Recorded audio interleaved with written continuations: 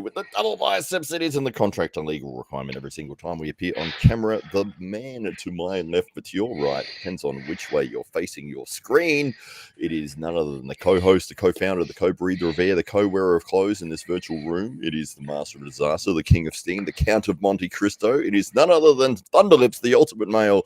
It is the winner of the Dave Stockbridge of the Year award, the illustrious award held by the illustrious man with the illustrious beard. It is your friend and mine. It is Dave Stockbridge. Oh, wow. What a fantastic introduction, Hollywood Mac Conley, as always. I'm super excited to be here for the only arm wrestling podcast that comes to you 5 nights a week. That's 5 nights a week for half an hour, bringing you the absolute best in the world of arm wrestling and beyond. And beyond is what we're here to talk about tonight, because we've got a man who's beyond normal strength, the man on screen. Yeah. You know him as Biggie, but the reality is the rest of the world knows him as Biggie. But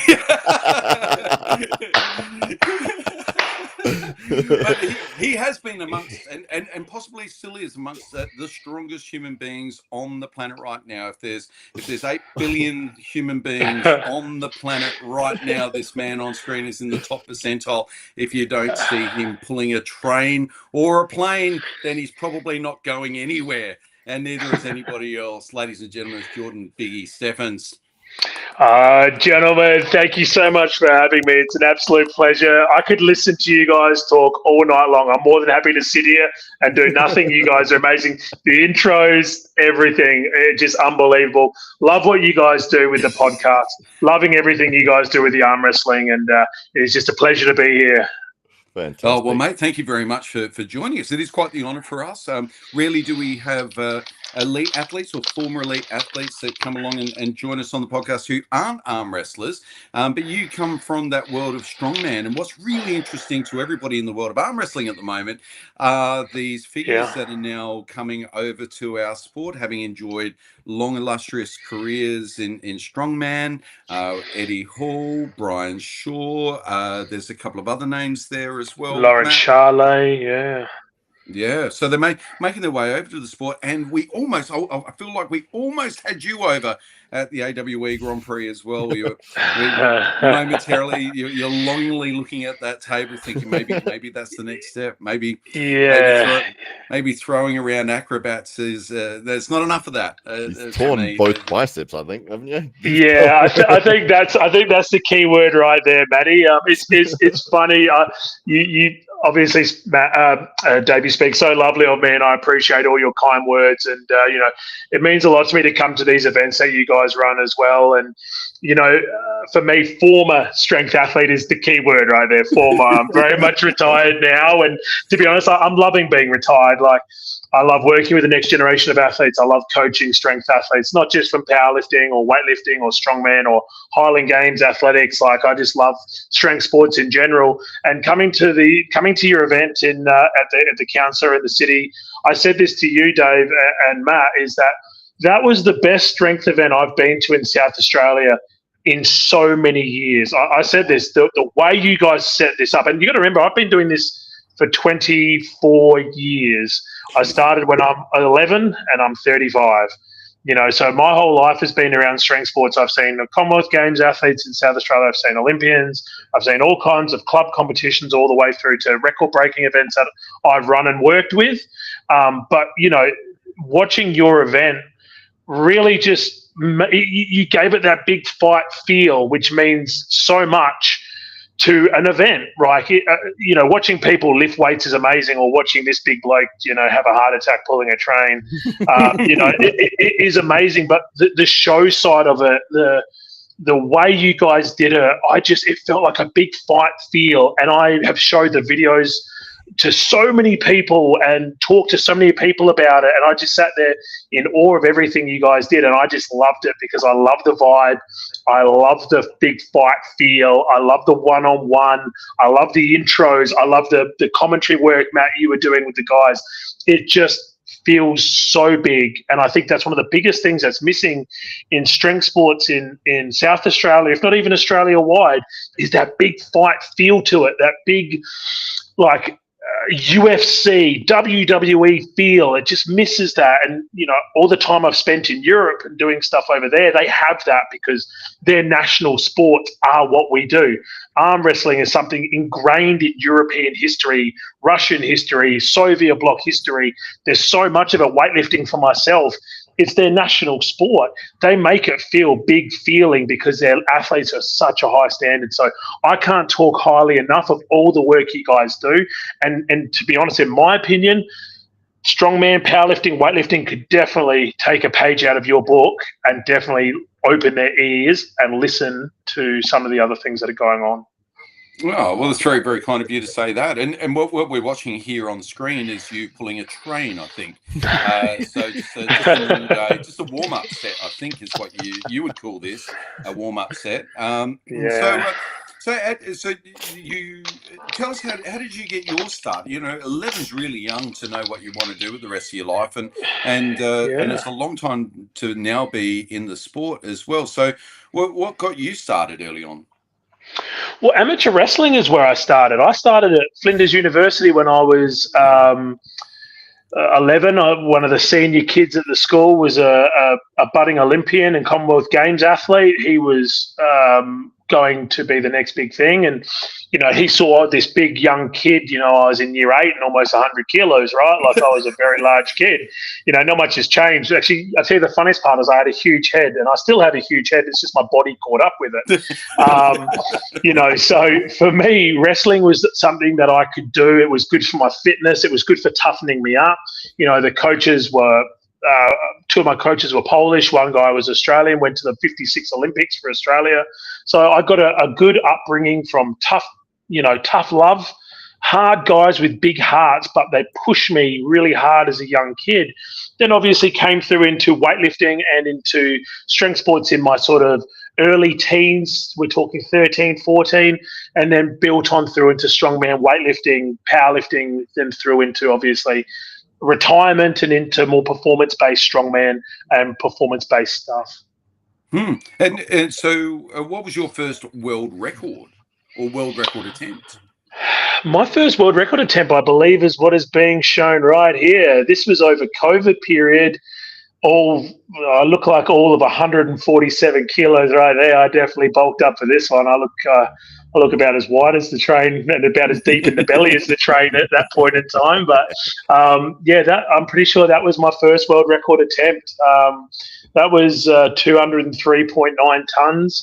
Obviously, with COVID, we couldn't have many people there to see it, so I had a very small crew of people there to be a part of it. Obviously, I had guys that I had to referee it because they weren't bringing people from interstate and overseas here to adjudicate. So there was a lot of behind-the-scenes stuff, and you can see everyone spread out. And it was one of those things that was just an awe-inspiring moment for me, something I trained my butt off for so many years. And by this point, I was retired from sport. Retired from competitive sport, as I like to call it, and I just wanted to. I just wanted to do the Matt Connolly and flex. Nothing more than I love than a good front double bicep or anything like that. So there's another one for Matt. But yeah, it was one of those things where, it was a dream come true for me. I'd worked so long as an athlete, as a competitive athlete, and being a competitive athlete is great.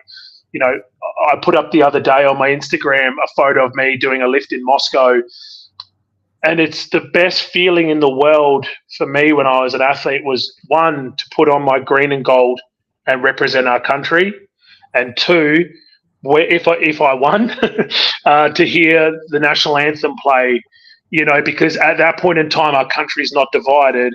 We are all under one roof, loving where we are, loving everyone about our country, and seeing for who we are and what we believe in. And, for me, it was just one of those things where it's doing the world record was not just for me. It was to show that Australia is the strongest place on earth. We're the most multicultural, one of the most multicultural places on earth. We can hang with anyone in any facet. We are smart, we are strong. So yeah, that's always a big part of what I do as well. Well, you are smart and you are strong. I don't know about the rest of us, but you've definitely proven that's the case. And so, when was the first time you really represented Australia at a strength event? Would have been World Juniors in Tokyo. Would have been in the early 2000s. So I think my first two would have been 2005. We went to Japan with the Australian team. It was a really big learning curve for me too, and probably gave me a lot of respect for athletes overseas, and gave me a big respect for female athletes at such a young age. So, I'd obviously worked with a lot of female athletes in wrestling. I got to see and learn their skills and abilities there. But my first big competition overseas, I remember I was in the warm-up room and I think I was doing snatches up to about 100 kilos or something like that. And I think it was a Russian team came in, and one of their middle to heavyweight girls started power snatching for repetitions, my 1RM, and we were both the same age, and she was a lot smaller than I was. Wow. So I had this really cool experience to see this woman who was so strong, young, fit, and just awe-inspiring to me. I'm like, this girl is lifting more than me.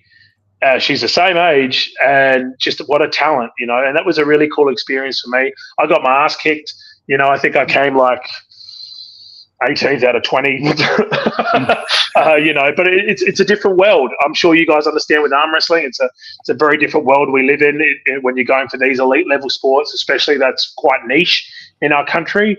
And, it was just what an experience for me to go out there and wear the green and gold as a teenager and learn about what it's like to be an athlete, and also to represent yourself, your country, your family, but also to learn a lot about what's going on around you.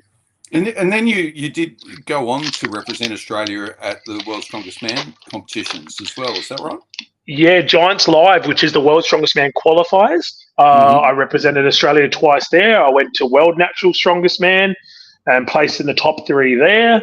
So, look, I've been blessed through my whole career, Dave, to represent this beautiful country we call home, and the people that are in it. And, it's funny, I see it now as, for me, as a coach and as a mentor to support and help the next generation of guys and girls coming through, because my goal is to really try and bring that beautiful European feel of respect between sports. So, for example, for me, I've competed against the best, weightlifters in the world, the best powerlifters in the world, the best strongmen. I even competed against Lars Robakken, who's an arm wrestling champion. My second Giants Live, Lars was representing Norway, and I got along with Lars like a house on fire. He was just a lovely guy, strong as a hell. I think he deadlifted 410 before coming to Australia that time.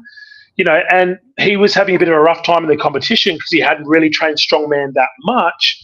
He was really good at the static deadlift and stuff like that, but the moving events and the stuff that I guess we all train for, he wasn't quite adept with that yet because he hadn't done a ton of it.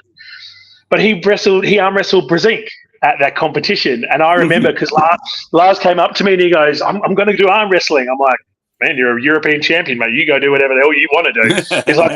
He's like, oh, but I'm doing both competitions. I said, man, if you beat Brzezinski, you get heaps of money. Go do it, go do it. And I remember sitting off to the sidelines because I've walked up with him and then one of the other strongman guys and watched the Brzezinski arm wrestle. It was just amazing to watch, and it's just cool that I've had that opportunity to meet so many different. There it is. Yes. I was off to the side down here, and I just remember watching this clearly because obviously I think this was the one where Brzezinski was like, yeah, I probably actually have to give a little bit here because it's not like this guy's a nobody. Yeah. So, and I just remember like, hey, look how big he is there. Lars was so massive, and just a lovely human too, just a really lovely guy. See if we can find this moment. And I just remember specifically seeing Lars's tricep, and it just looked absolutely ridiculous. Look how big his arm is. He's massive. And it's just so cool to see legends of sports go at it, and especially in Europe where these guys have so much respect for each other. In Europe, in Moscow, and all those places, they have powerlifting competitions, weightlifting, arm wrestling, all these competitions done together because they all know each other and respect each other. And I feel like in Australia we just lack that, a little bit of camaraderie between each other, respect for each other. That we all understand what we go through. I'm not an arm wrestler like you guys, but man, I know what you go through, Dave, in the gym and working out. Matt, I know what you go through in the gym and working out. I know the blood, the sweat, the tears, the injuries, the time you give up away from your family and friends and whatever. We all can understand that because we're athletes, and I just think, again, we lose a bit of that between each other. Look at these guys working their rear ends off, and the respect between them both. Look at that heads touch, because they respect each other. And I sat to the sideline just sitting there going, wow, that was just an amazing moment to see legends go at it. Yeah. Absolutely amazing to think that you were there in that moment as well. Yeah. I think that was my second Giants live, so I just come off having gastro. I got gastro the night before the comp, so I can remember feeling very unwell that whole competition long. Trust me, that's another story which I don't know if we've got time for tonight. But I got very sick that competition, probably the sickest I've ever been. And but there were some amazing people at that competition that I got to meet and got to work with and compete with. Fantastic. Yeah, well, that the Brzezinski moment was one of those things that you see regularly when somebody does an appearance. They'll put up if you pin this guy, you get $500 or $1,000 or something like that. And of course, they just run through everybody. But I think that Lars may have been one of the last guys, or the last guy, to get up on the stage. And yeah, it was like, you can see John is like, oh, okay, this guy's a big guy. He probably was not expecting that level of power to come through. Like, oh my God. So yeah, he was lucky to get through it. Which is so cool to see. Like, it's just so good to see legends go at it, and what an opportunity to see a crossover with strongman and a legend of arm wrestling too. Just really cool. And obviously Lars is back around doing stuff now. I'm waiting to see Hollywood and Lars go head to head, or maybe Dave, the Beast, go head to head with Lars. See how you boys go there. I'm sure Lars both of us could take him on, and he would still win. Well, there's that young South African lad that you introduced me to, Dave. He looks like he's an up and coming young lad for maybe Lars to have a head to head one day with that. I was so impressed by that young man's attitude. I loved watching him on stage. I think he has stage presence. I loved his attitude. I loved how he had a little bit of attitude on stage. But as soon as he comes off, what a humble, lovely guy. A perfect person, just so respectful. I saw he got a photo with Lawrence Charlet recently at a competition they were at. And then, of course, obviously all the pro strongman guys are making their way over to try and ruin another sport. I mean, try and help another sport. No, as long as they treat arm wrestling with the respect it deserves. That's all I hope for, is that these guys come over and treat the athletes like they deserve to be treated. Arm wrestlers are athletes, and bloody good ones in their own right. And I think, coming over there, it's a great crossover, because hopefully you'll see the arm wrestling guys take some of these boys to school. I think that'd be amazing for the sport. But then there's guys like Brian Shaw, who are just absolute natural, just animals, who are just so big. Yeah, I like this kid. He's good. Yeah, big boy, young, talent. He just won his first international. Avoiding saying the name because it's a tricky name to say. Yeah, I'm not South African, and it's funny because I've got so many South African guys I competed against, and I do not want to butcher it, so I would never do that disrespectfully. And I'm a bit scared he'll probably snap my arm off and beat me over the head with it. But just a lovely kid, man, lovely kid. Yeah, he just had his first big international win in New York on the Australia Day long weekend, and fantastic. Took out a former world number one and legend of the sport, Hollywood Don Underwood, and it was an outstanding and dominant performance. But here we've got Eddie Hall and Brian Shaw, who recently at the last King of the Table event did more than their bit to shine a light on the sport of arm wrestling, and you really saw, especially through Eddie's involvement, what a showman he is, and how he was able to bring attention to a card that mightn't have otherwise received even that much attention in the arm wrestling community. But really, the whole talk of the town was about what these two men were doing on the table, and then what might come next for both of them as well. And I guess most people expected Brian to walk away with the victory quite comfortably, and when Eddie put up such a good show, it just started getting people thinking a little bit more about maybe a rematch, or maybe Eddie's a bit more serious about this than we all originally thought he was. It sucked for me because I'd been calling it a 3-0 easy cruisy day for Brian Shaw, and then he lost the first round.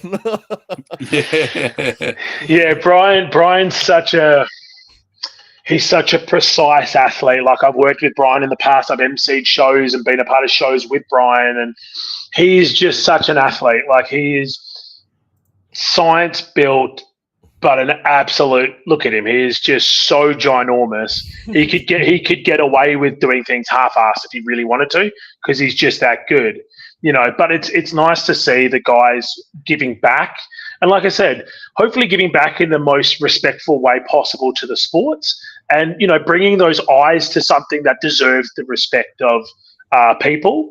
And yeah, just bringing an eye to a fantastic product, and it's nice to see that these guys are giving back after their retirement of their own careers. And in talking about retirement, you had mentioned before that you now consider yourself a retired athlete, and what is it that a retired strongman does exactly?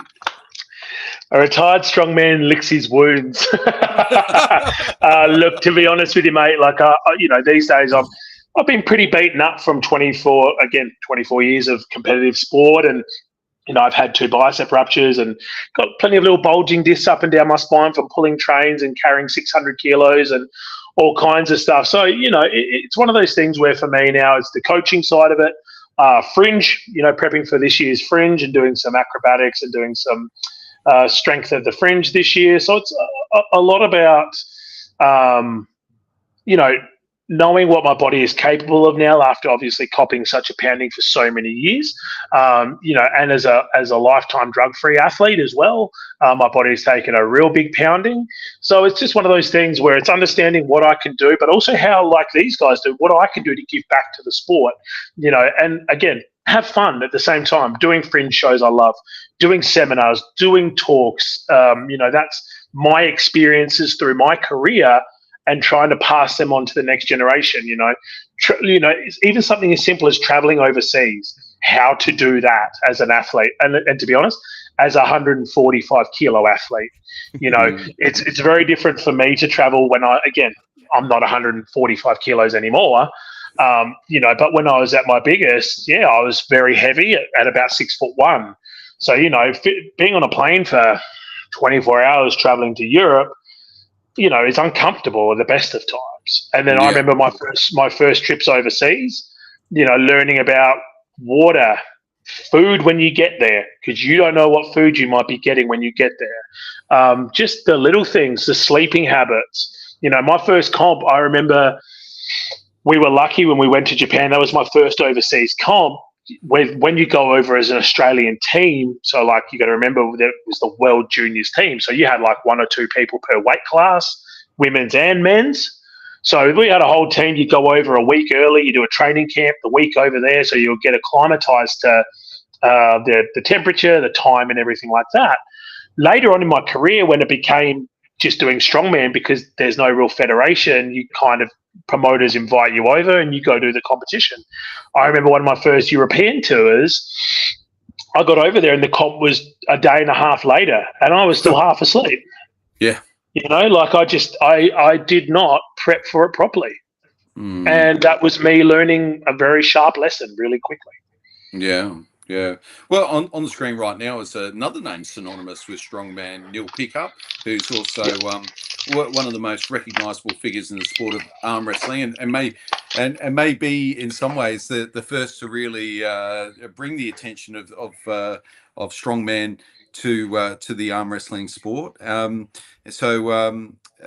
He was instrumental in Eddie Hall's preparation for that big matchup with Brian Shaw.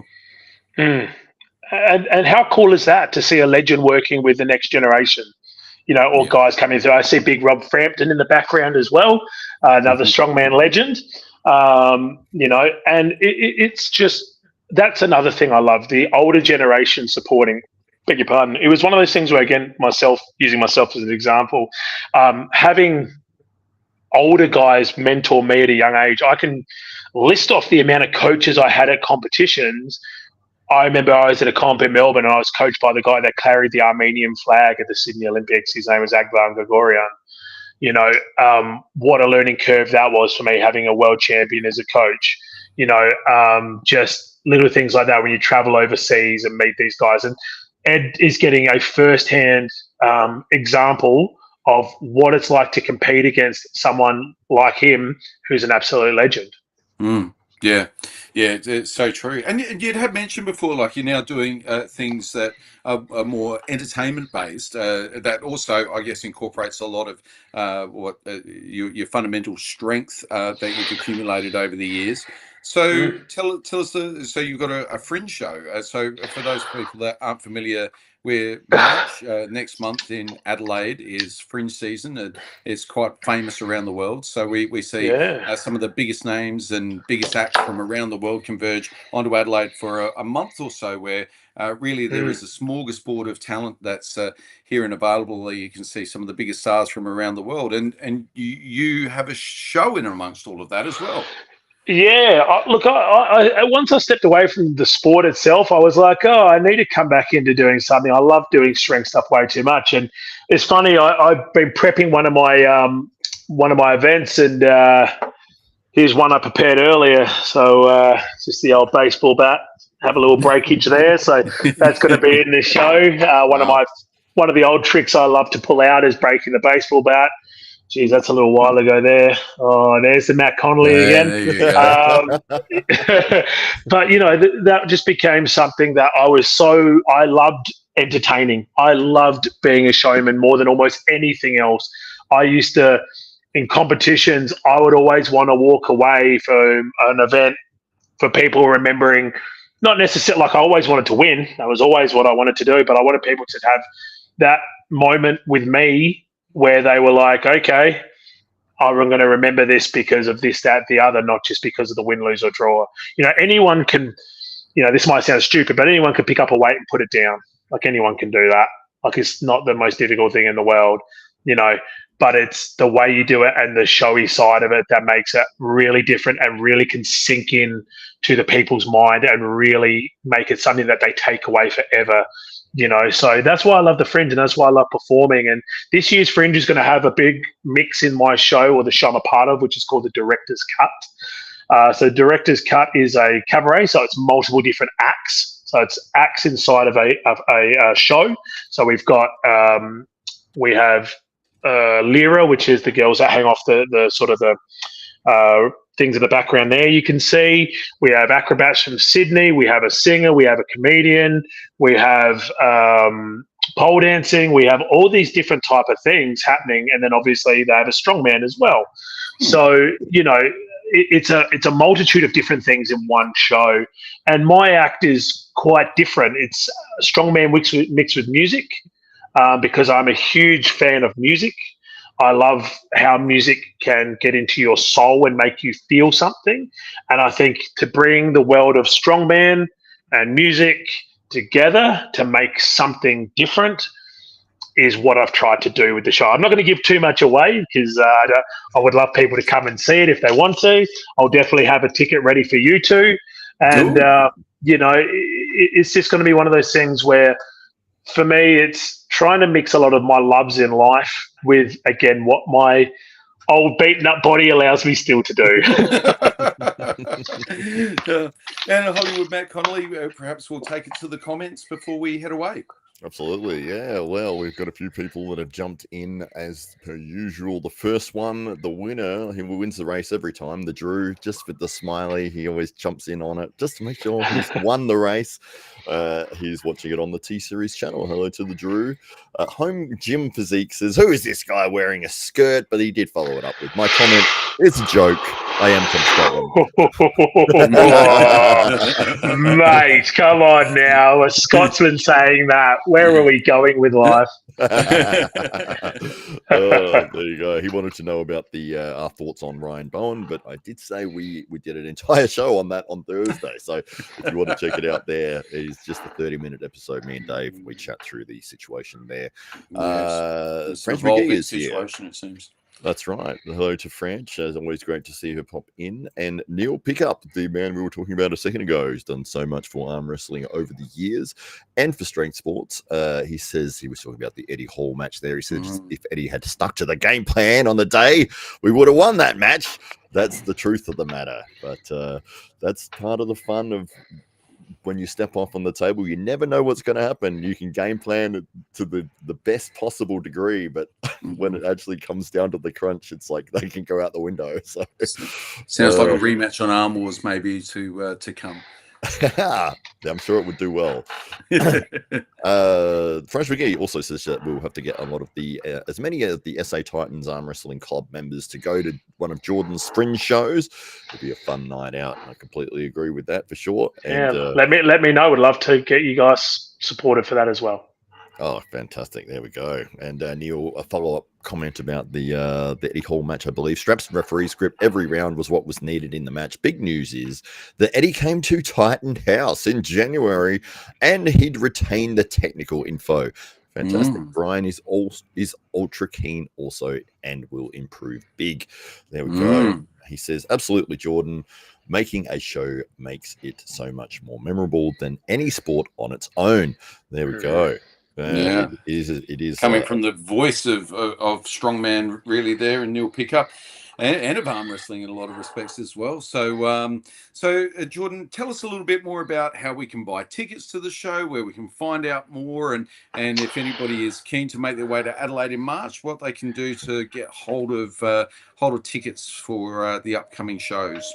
Yeah, of course. So it's Life in the Air production. So you can find them on Instagram. And you can go to Fringe Ticketing. So just go onto Fringe and search show and find Director's Cut at the Parks Theatre. So they're the two places I would look. You can follow me on Jordan_Biggie. I'll be putting up stuff left, right, and center. And yeah, I'll send you guys through some details too, so you guys have got it. But like I said, this is one of those things where Fringe is just amazing. Where that's the one there. Oh my goodness, it must have been a bad day to put my big head right in the center of it. But it's one of those things where Sarah, the director, she's giving a lot of acrobats and performers an opportunity to perform at this year's Fringe. And for me, this is just going to be a lot of fun trialing a show that I've never done before, and or an act I've never done before. So, and as we were saying before about, things making it memorable, music, showman, stuff like that, I can't say this enough. The show you guys put on this year was something that I've taken away as a very memorable moment. And it's going to be something that I feel like strength sports in Australia wide could definitely learn from. And then for myself, like I said, just the opportunity to perform at the Adelaide Fringe, second biggest fringe in the world. And then obviously chat with you lovely gentlemen. Me and Matt go back to the old security day, and myself and Dave go back a long way as well. So again, I just need to say thank you so much for having me on. The guys for all their questions and comments as well as amazing. So anyone is more than free to reach out to me. Would love to chat. So that is the Director's Cut. You can head over to the Fringe website. You'll see it there. You can get your tickets now. And if you forget all of that, all you need to really do is to follow the man on the screen there, Jordan_Biggie, and you'll see some fantastic poses. You'll definitely see some fantastic poses. You'll see some wonderful moustaches, but you'll also see a very, very attractive man, sometimes pulling a train. So head over to the Instagram page, follow now, and make sure that you're keeping up to date with all things Jordan, Biggie, Steffens. And mate, any final thoughts before we head away? Oh, look, mate, again, thank you so much for having me on the show again. It's been an absolute pleasure. Look forward to obviously coming back in again. Might have to drag Brooke back on here again. She's got a big year coming up of events. She deadlifted 235 last year. The strongest drug-free woman in this country. She's got a huge year of events coming up. So I reckon probably having someone like that, she'll definitely love to come on. But again, like I said, guys, thank you so much for having me, and again having me at your events. I can't wait for the next one. Fantastic. Thanks, mate. Well, thank you very much. Well, ladies and gentlemen, Jordan, Jordan, Biggie Steffens on the podcast. Thank you so much again for joining us, mate. Thank you to everybody who's joined us in the comments. Thank you, Neil. Thank you, the Drew24, as always, and all of the crew, Branch as well, and of course, Hollywood Matt Connolly. As always, arm wrestling tonight, coming to you live 5 nights a week for half an hour or so. And coming up in the next couple of nights, we hope to be bringing you, or one of the men that's been in the comments this evening, Neil Pickup, and he can give us a bit of the insight as to all things going on in the world of Arm Wars and King of the Table and East versus West. He's across it all. He's on all the shows, ladies and gentlemen. So we can't wait to have Neil on the podcast. But for tonight, thank you very much, Jordan, and we wish you all the very best with the director's cut. You can buy tickets now, so head over to the Fringe website and make sure that you're not missing out on this fantastic show. Thank you very much, ladies and gentlemen. We'll look forward to bringing you more tomorrow night.